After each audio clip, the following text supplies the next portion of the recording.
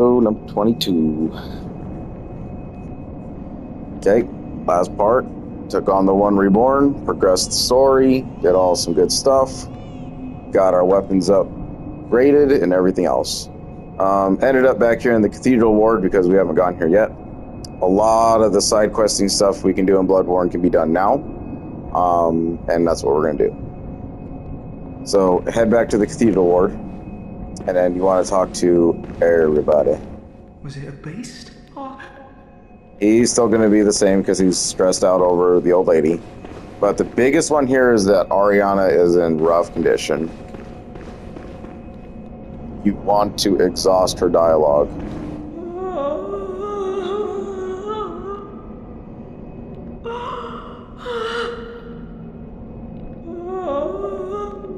And that's it. So, just by interacting with her just for that, is a safe play. I'm not sure without interacting with her if it's going to even continue it, but we set her up for another umbilical cord.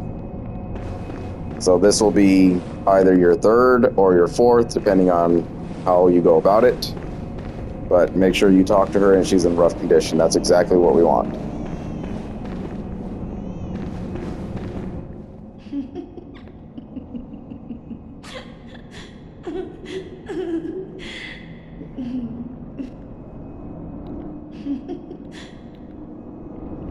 Adela's mind is lost. She's really not worth keeping around anymore at this point, and it's hard for me to say what it would be like if we had taken her blood instead of Ariana's. I'm sure she probably would have had more dialogue or something like that. We'll have to save that for another day, but at this point you can just keep her there or wipe her out. She'll end up becoming a rune either way. So I'll just kind of let her chill. I don't need that rune right now. This guy. You're passing through your deceit. I did not learn from books. No. I learned it all with my own. But I learned it. So, yeah, he's been useless from the start. But we're just keeping him.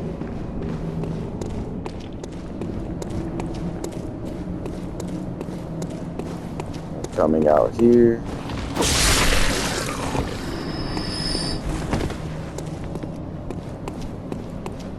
And now you can see that all the bagmen have pretty much disappeared from the world, pretty much signifying that their uses are no longer required because we have ways to access Yarhagul forever now. So this is the creature that has been watching over us since the beginning. Very cool. And, now we know what's been trying to grab at us since the very start of the game.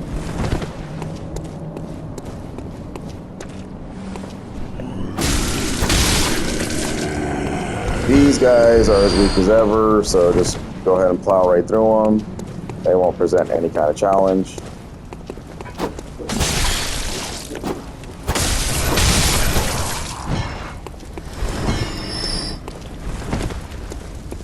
The only annoying part about all this is that if we continuously die to this NPC, we're going to have to make this run back every single time.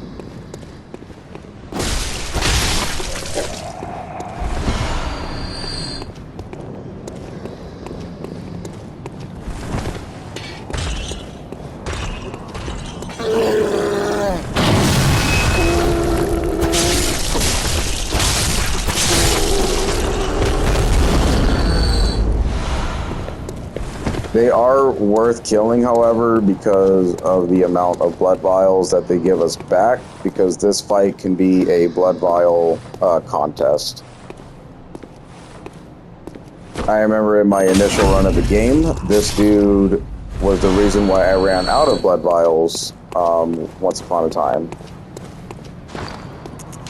So he's kind of difficult, is what I'm trying to say. And if we take a look, what our blood vials be?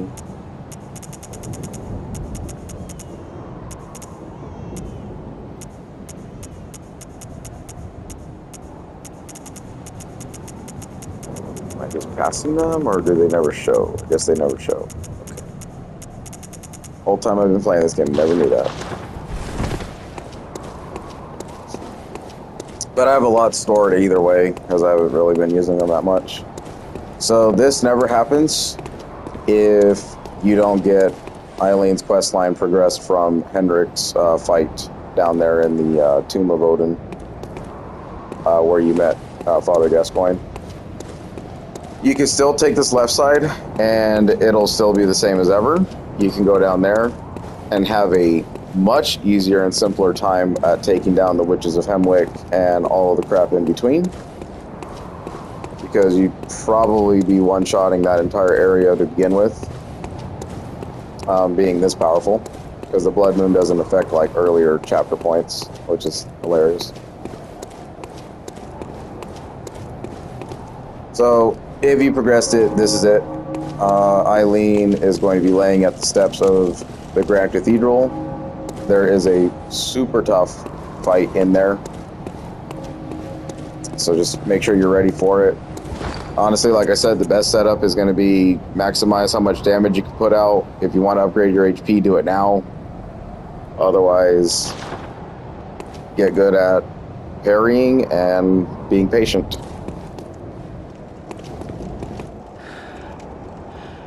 Oh. Is that you again? I'm afraid I've made a bit of a blunder. I'm just going to have a short rest. Though, don't worry. I've taken blood. Enough to save an old woman. No more dreams for me. This is my last chance. What a fool I am.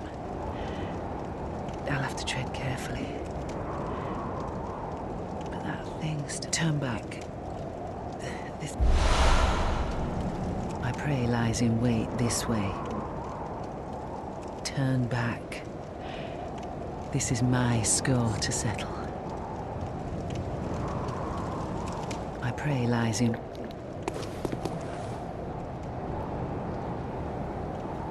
Oh, ever so determined Eileen is, but she's down for the count. So we got to go in there and finish the job.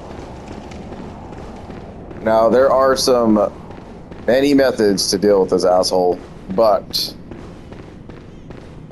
the easiest one I can honestly tell you from this playthrough is going to be patience and knowing when to kind of counter parry him. He loves to shoot. His gun does insane amount of damage, especially if you're like super close on him. It's pretty much a blunderbuss shotgun attack. The weapon of his choosing is a samurai sword known as a shikage. So it drains his health when he puts it in a certain form, in the trick form, and that's like the easiest time to kind of like let his HP dwindle away, but he stops at a certain point so he doesn't kill himself. So he's smart enough not to do that.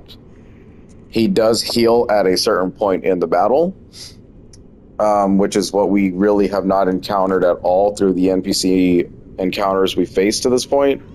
So he just kind of extends his life. So you might think in like, okay, I'm doing pretty good, and then he just pops a heal and he's like right back in the thick of things.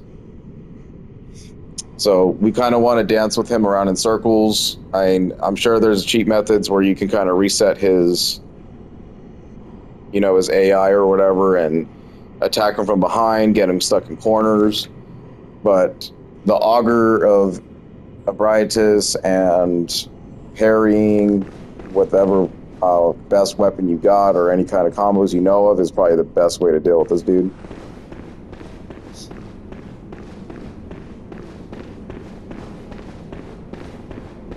And he's very slow and cautious too. So yeah, that attack, that gun is insane. I always kind of stick to the right. Whenever he does that shadow jump like that, you do want to like sidestep to the right. I think it's the easiest way to deal with him. He uses the hunter tool for the speed boost. And there you go. You can see he's already just taking way too much damage doing that. There is one specific attack there that we want him to pull out.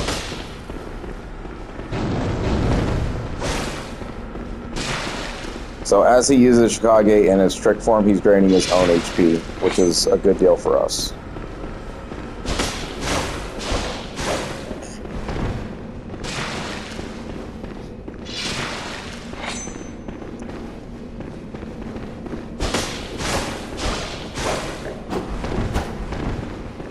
Now, after his like little third swipe there, you can potentially get like a few attacks off on him, but he's just too quick.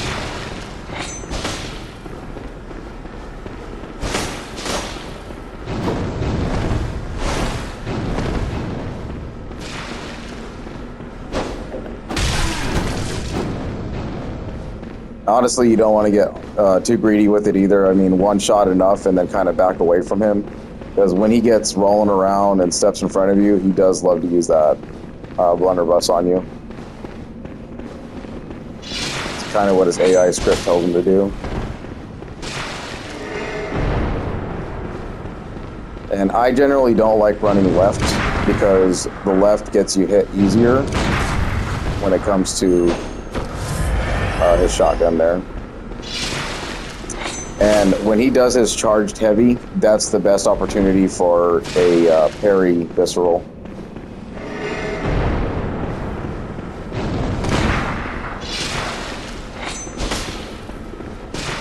So you want to stay to his right as much as you can.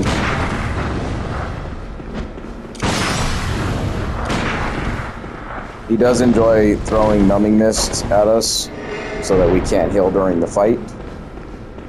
So he's just incredibly smart for an NPC. You can see we didn't really have to do a lot to get him down here. He kind of takes his own HP. When he throws numbing mist, that's another opportunity to kind of get one strike in. But that's what I'm worried about, that he might take a shot at us. And there you go, he healed himself at some point. I didn't really see it.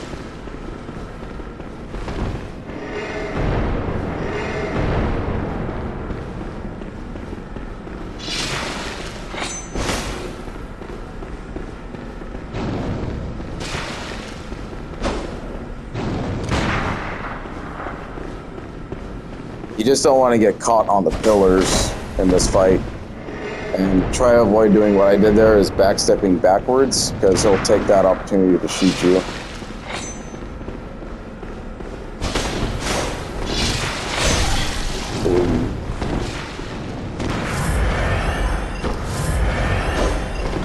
So that was kind of in my benefit because he thought he had a killing blow, so he was going to go for it all, but took out a lot of his own points. Honestly, this is the most I've ever seen him do like a visceral charge, so...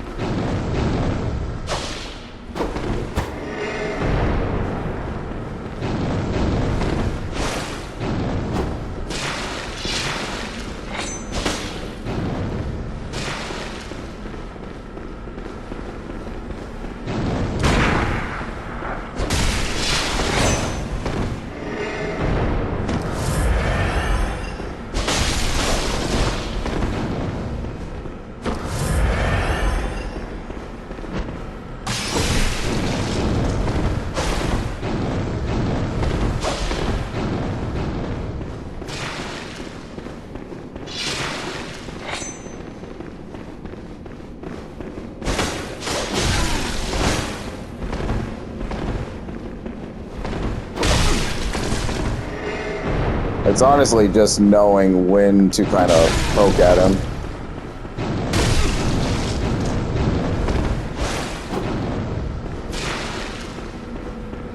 He never really pulled off a lot of viscerals for me to...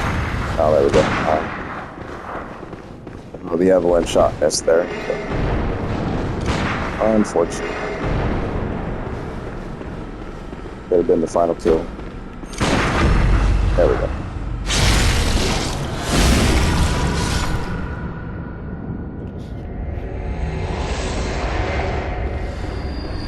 So as I said, he is very difficult. I mean, that's your only prime opportunity, is kind of learning when to poke at him and not getting overly greedy while not getting caught in his shotgun blast. And then the only real opportunity you have at a parry is when he charges up the visceral. But he'll drop the Blood Rapture. Decent rune, to be honest. Just an upgraded version of the one we already had. Restores your HP even more. So all that trouble for that one rune. The lamp will not get to be relit, but you will be able to retransport to it, which is great because we're going to need it for the future.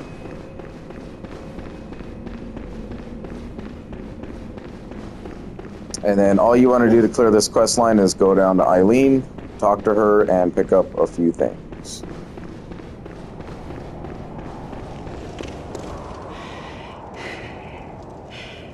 Don't you ever listen to your elders. No matter. You did save my life. I don't seem to be apt for this life anymore. My glory days were long ago now.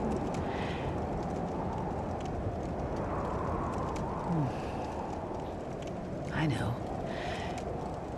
Here. For you.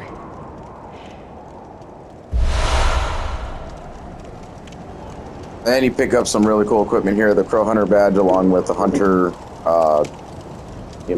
rune. This too is Hunter's work. But it bears no honor.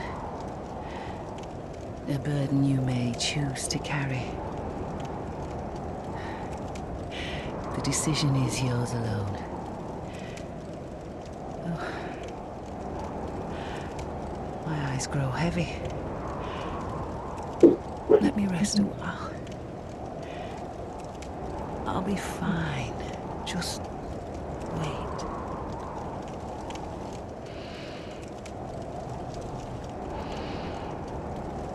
And a junta must hunt. That is it for Eileen. And then with her rune, we will get access to her swords that we saw her use only one time, which is insanely disappointing for a character like this. It's pretty much the dual wielding knives that she carries, short swords really.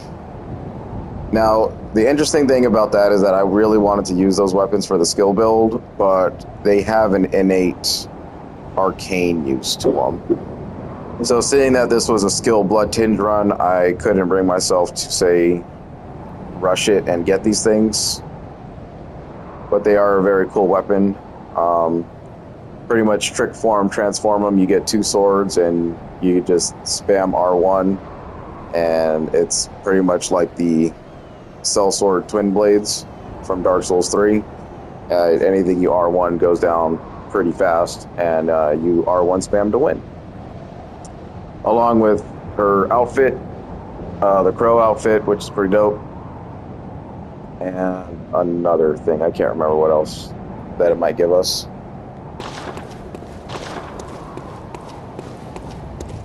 But Eileen is wrapped up.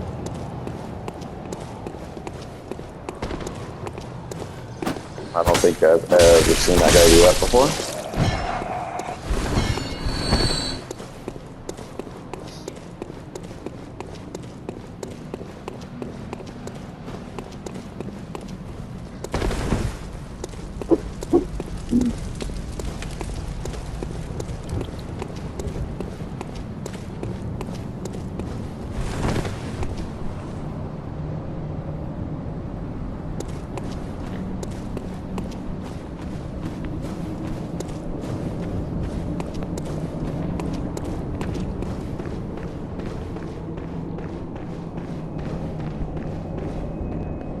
Alright, now that Eileen is taken care of, NPCs are all kind of sitting around. She's hurting. You're looking okay for now. Go ahead and pop back over to the Hunter's Dream. Spend whatever you need to spend. Repair your weapon mostly, though, because I'm sure after that fight, it probably took a few attempts.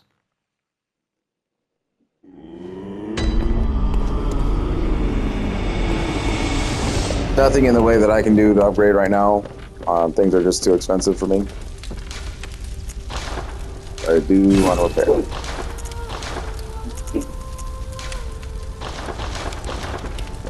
Funny thing is too is that when I said I was gonna off screen it, I actually didn't. So I kind of went in there under prepared, and that's okay.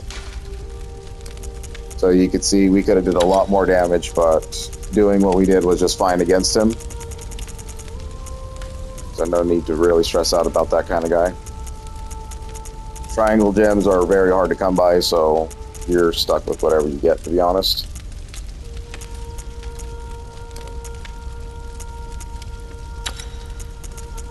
The physical up near death is okay if you run out of blood vials, but you shouldn't be in that situation ever if you're going to be successful. And then kind of whatever makes the spear stronger is what we're looking for here.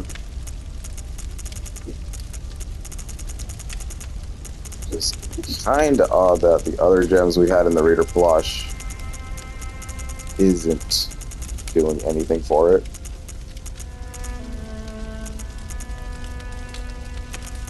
You could do a damage trade here. It's not a bad idea to get the rifle spear to do even more damage to the kin, which is probably the play that I might go for because it's unique. I just have to do a test to see if 113 is better than just straight up 134 damage though. Because physical attack up by 10.5 or do more damage to kin with a kin destroyer weapon. We will probably opt for that. If it's not doing it, then we'll move on.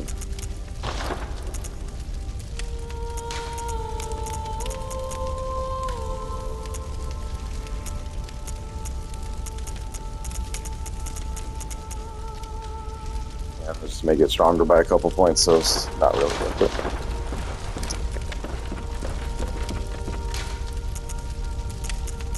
You can continue to go with this setup if you want to, but we are going to be kind of traveling through zones now, so you can put back on probably I if you want more items, especially like for some of the little enemies that give us some pretty decent bloodstone gems. I wouldn't recommend putting on Moon anymore since the runes we're getting are pretty high.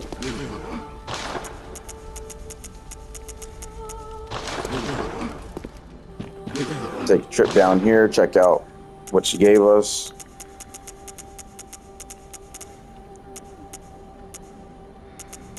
So the Blades of Mercy. Very cool.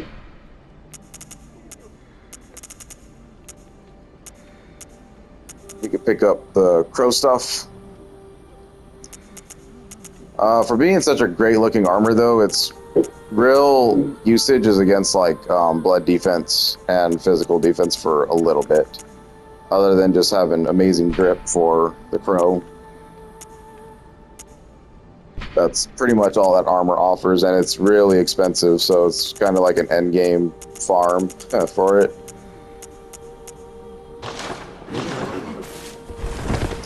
And one thing we want to do for sure is grab more antidotes, because we're going to need them.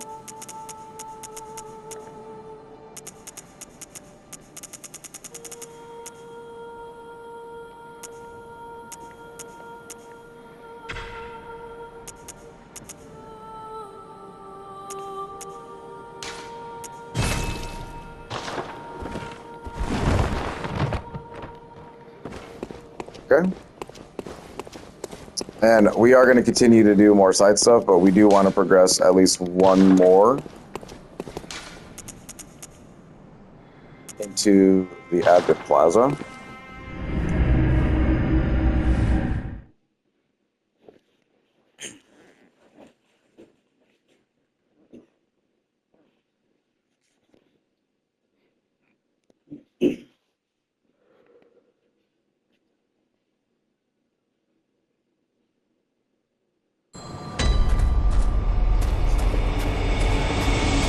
So jump on over to where we fought the one reborn.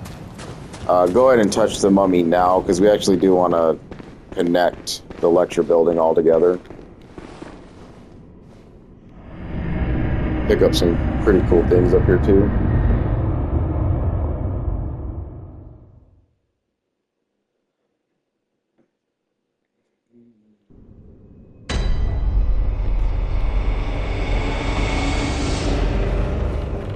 So this will be the lecture building, second floor.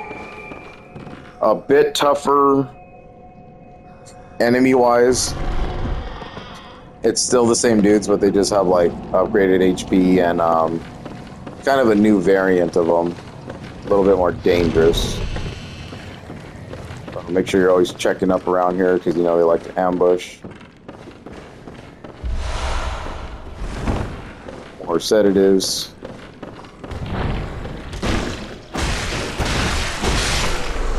Yeah, so like I said, a little bit more dangerous, so we actually want a poker out here, since they're kind of kin.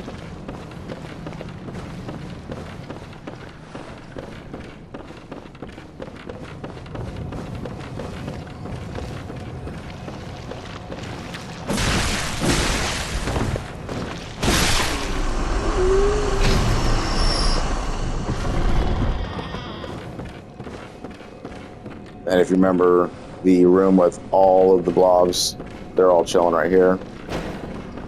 So we're just on the top floor. Come around. This guy will be aggroed. And you can see the biggest issue with these guys is that they don't stagger. So you really want to watch your swipes. Master Willem was right. Evolution without courage will be the ruin of our race. Okay,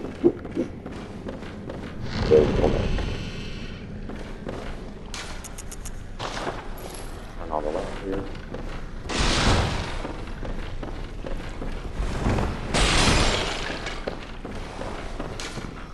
Hunt the great ones, hunt the great ones.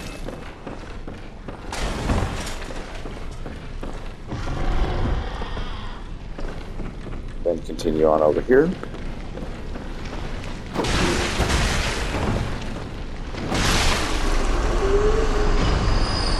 Really just trying to aggro these fools. Watch out for that big slap.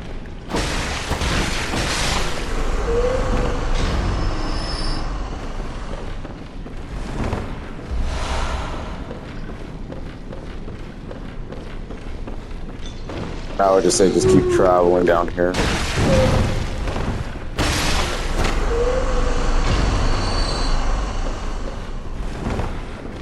Keep popping doors.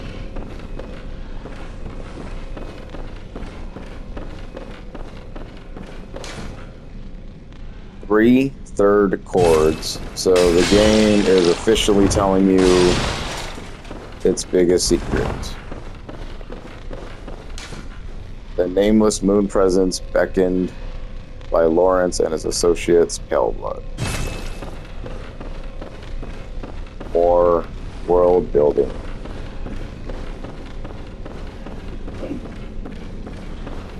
Very cool stuff happening right now.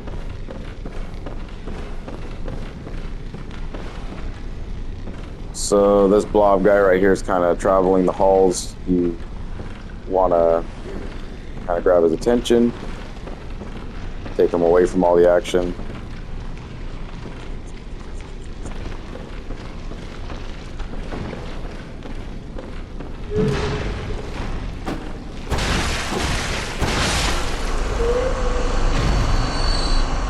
Kind of sneak up on these dudes. They're very dangerous.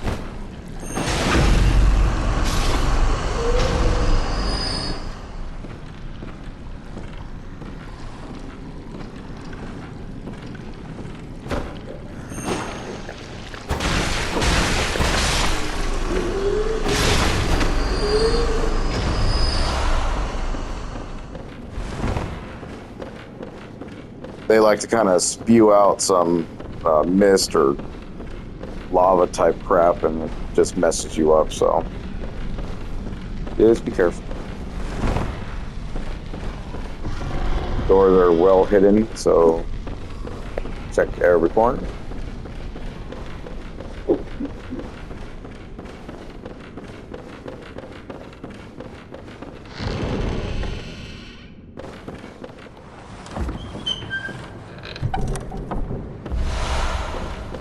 Grab the communion rune. We know what communion is, and now we have its best version, which is going to add 3 vials to our stockpile there. And then also remember, you can stack those runes too, so you can add, 6 total vials to your inventory. So if you're really struggling and you're like 20's not doing it, you can get up to 26. This guy's kind of hard to get around for like a charged heavy. So we'll try it, but yeah, he never really takes to it.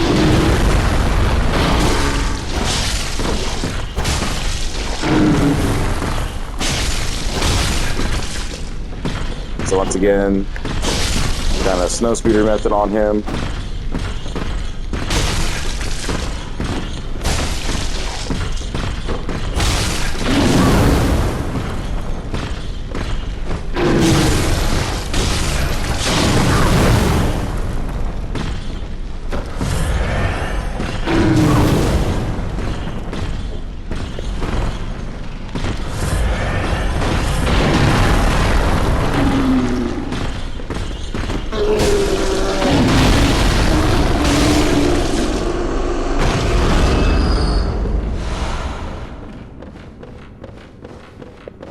Honestly, I wouldn't even suggest taking him on. I would just guide him out here and then drop through that little hole down there in order to kind of progress the area.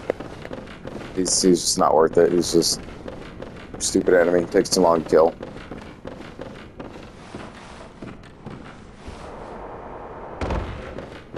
Coming down here, you're going to have to make a choice. So this is Patches.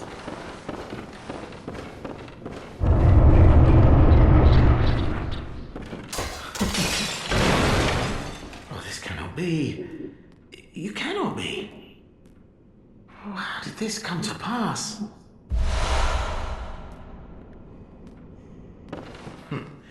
Now, wait just a moment.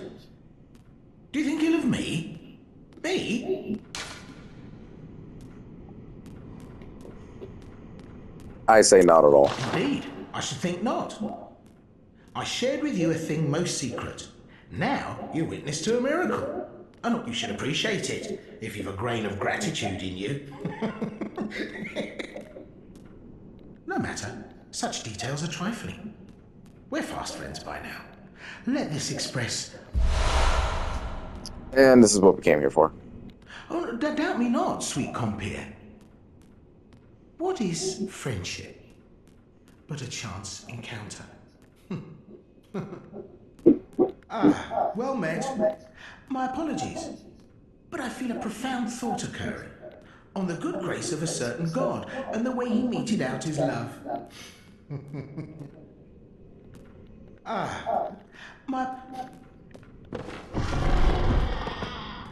Now, normally, in my other playthroughs, I would kill Patches for some Madman's knowledge, but I don't want to ruin a cutscene that he has in the Nightmare of Mensis, because usually I would have done Nightmare of Mensis by now. So we'll just leave him alive and see if that cutscene's still available, even if we keep him alive. But the most important thing that we really did come down here for was that stamina boost of 15%. So now we can switch that out for the better version of the rune.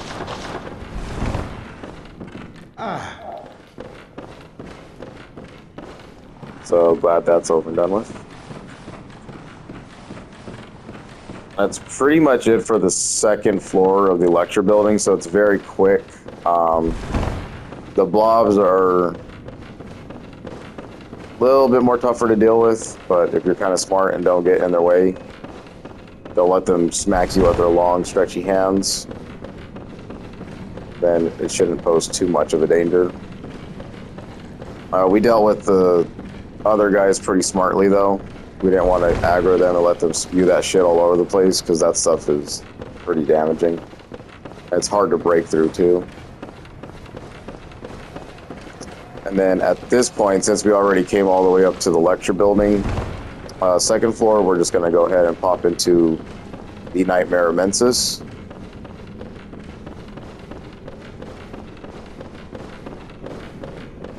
And this would actually be progression in the game.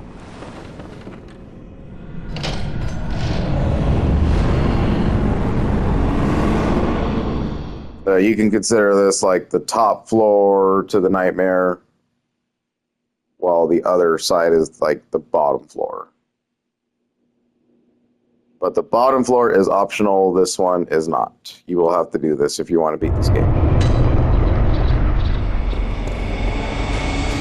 So a couple things change here in this version of the Nightmare Immensis, being that the beasts now have like little worms inside of them. The only way to really deal with that is to use fire damage, kill them off with fire damage, and they won't be able to explode.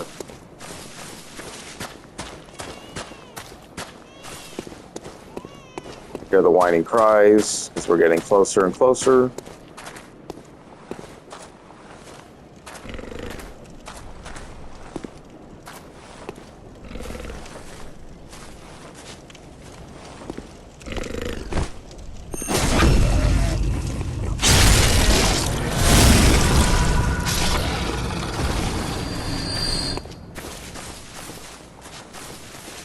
Viscerals will do the same effect as fire.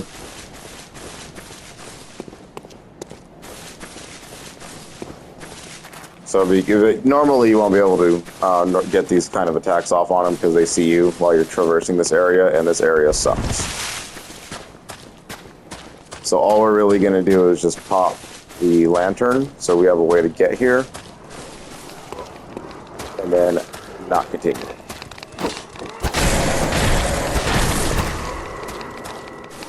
Critter.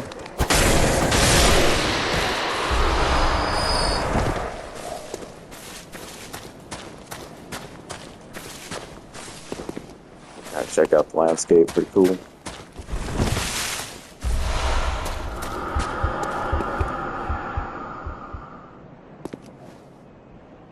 So this whole place is a kind of like a gag zone. That bright light that we saw from the window is going to send like a frenzy beam down at us, and it's always going to continuously hit us if we're not hidden behind little walls like this. So everywhere you go, you kind of want to point out a direction and then run to it for cover. Because what's going to end up happening is that you're going to take that continuous damage, and it builds up frenzy over time.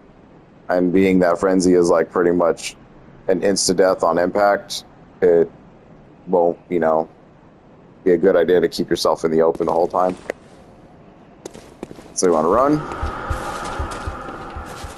get to cover. Now, there's going to be points where you have to make long stretch runs, and it's unavoidable to take the damage you're going to take. You'll see like little blood spikes kind of pop out of you. It's just signifying that you're taking heavy damage, so just be careful. But we are not going to continue on with this part. We are just going to head back to the Hunter's Ring.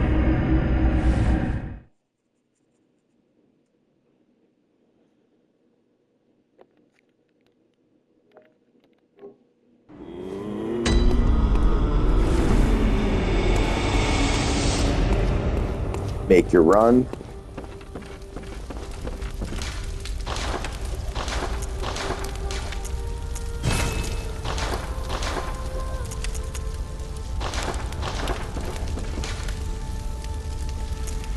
So you change out your runes for whatever you want. Some pretty good runes we got going on now.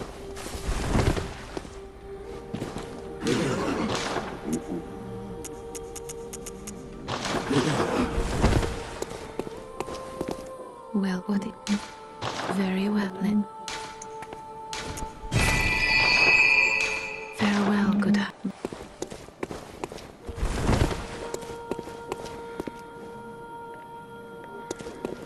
Then we want to continue on with more side questing, more routes to go through.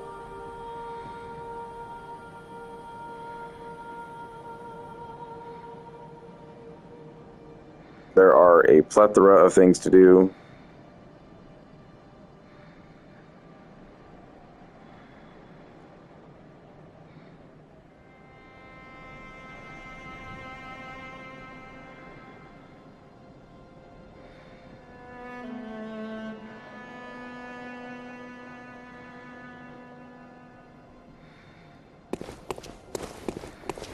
So I think we've seen a lot of the main game. I think at this point it's probably best to cut off and do maybe another Chalice dungeon. The next one we jump into, we should be able to easily handle it though, because the Chalices should have kind of been done by zone. But every time you kind of met a boss, you should have followed a little rule of like fight a boss, go to Chalice dungeon, take it on, see if you're kind of worthy of it. But you definitely want to have weapons that are ready for those situations. So that's why we went through all that stuff, progressed the main game as much as we could, up to a point where we got at least a +9. And the other weapon is not too far behind it. Now we can continue and, you know, get the other weapon up to +9, so we're running around with 2 of them. But one, and then one that's pretty heavily armed right now, would definitely handle the first 3 dungeons, if not the 4th. And then we could actually use those echoes to kind of put forward to Eileen's little clothes. So we could start running around with the crow stuff for a while. That's what we're going to do. We're going to break off from the main campaign for a little bit. And go ahead and just do some Chalice dungeoning.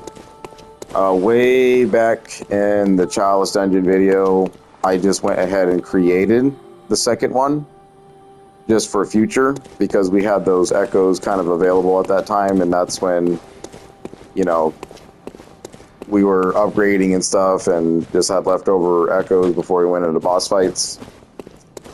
But now echoes are going to be really easy to come across, so it's never going to be a problem to get those ever again, other than just trying to you know, level up and stuff, because they're getting really expensive to do that.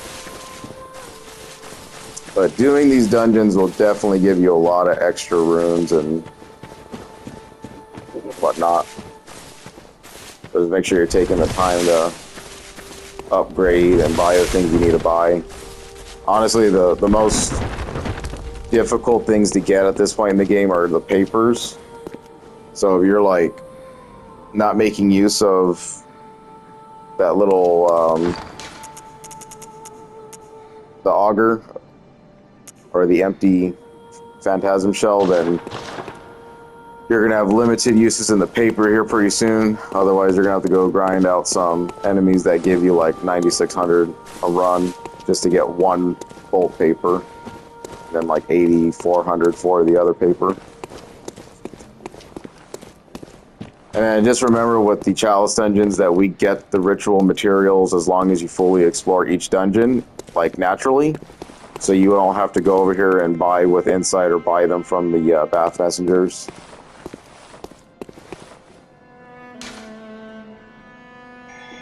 And go ahead and head over to the central Marian Labyrinth. When building these, you're going to get an option, and because when we went through the Thumaru Chalice, we picked up the Thumaru Root Chalice. And all that Root Chalices are dungeons that are randomized from the original dungeon.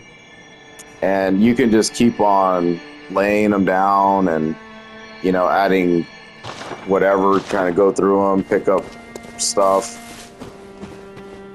farm whatever you need to farm. But it's Root Chalices are not really worth it in my opinion, other than just wanting to do more with the game. But you'll essentially gain nothing from Root Chalices other than like just boss fights and some extra stuff. It's never really, in my opinion, worth to do. You just want to continue the dungeons until you get to the final bit. Rune setups while we're in dungeons, you definitely want to have stamina. Viscerals are supremely recommended because there's a bunch of enemies susceptible to parries while we're down there. And there's a lot of times where you actually can get behind enemies and just easily take them down just by backstabbing and visceraling. And then the whole reason why we held off on these things to begin with was to grab this rune, the eye rune, which is going to make our lives completely easier when we start farming for certain items. I'm not going to do that because I don't really need to. It's just kind of dumb. But if there's a specific build you're going for, then go ahead and do it. And then in our Oath memory runes, we now picked up the Hunter. The stamina recovery speed up. So this is really good. This is coming from Eileen and her entire quest line. Again, if you didn't progress her, then it's all for naught. You're not going to get this. It's not going to really add any new NPCs to the mix like the Impurity rune did, but we are kind of done with summoning stuff at this point in the game. So you can just put on the Hunter badge, and it's pretty much going to be your main Oath rune for a long, long while.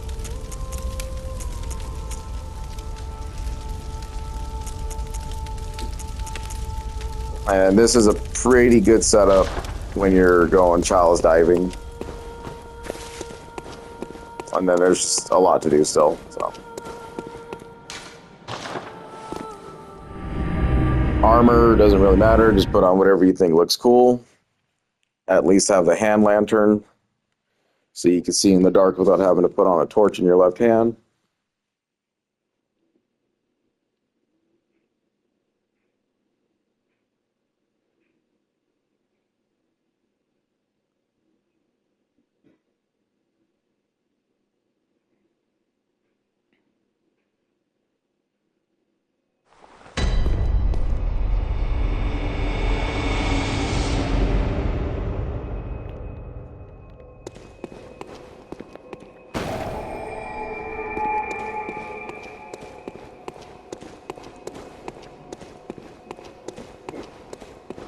And when we return, we will be doing Chalice Dungeon number 2, the Central Thumerian Labyrinth. So it's a bit of a tougher one, but at this stage we definitely over-leveled and got way better weapons than what we were supposed to approach the dungeon at. So a lot of the stuff in here should not present a challenge. With that being said, the enemies and bosses still can hit you for a shit ton of damage for whatever reason. So you're definitely going to want these extra echoes in order to start leveling up that vitality. Because when we approach endgame, ideally we do want vitality at least 40. 50 max when we start hitting DLC territory. Thanks for watching, and we will see you in the next one.